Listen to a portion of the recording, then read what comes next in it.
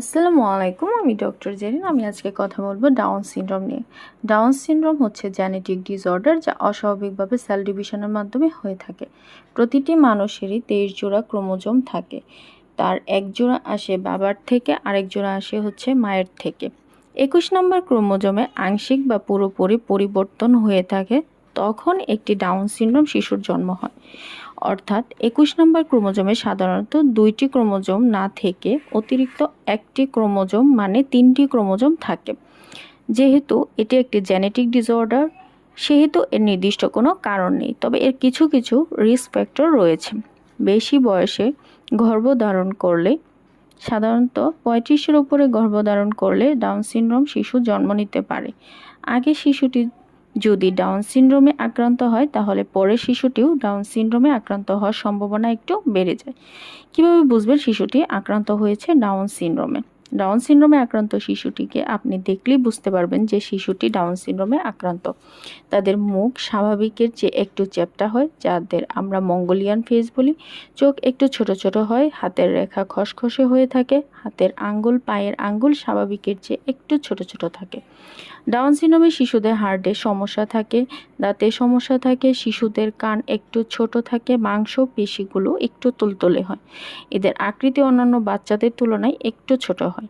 এই বাচ্চার বয়স 14 মাস ছিল, সে তার বয়সের তুলনায় একটু ছোট। এই শিশুটি বুদ্ধিগত একটু সমস্যা রয়েছে, সে কথা বলতে পারে না। তার আচরণগত একটু সমস্যা রয়েছে।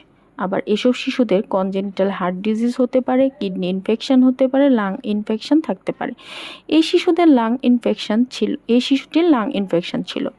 এই শিশুটির ঘুমের সময় নাক ডাকারও সমস্যা ছিল, তার মুখ দিয়ে লোল পড়ারও সমস্যা ছিল।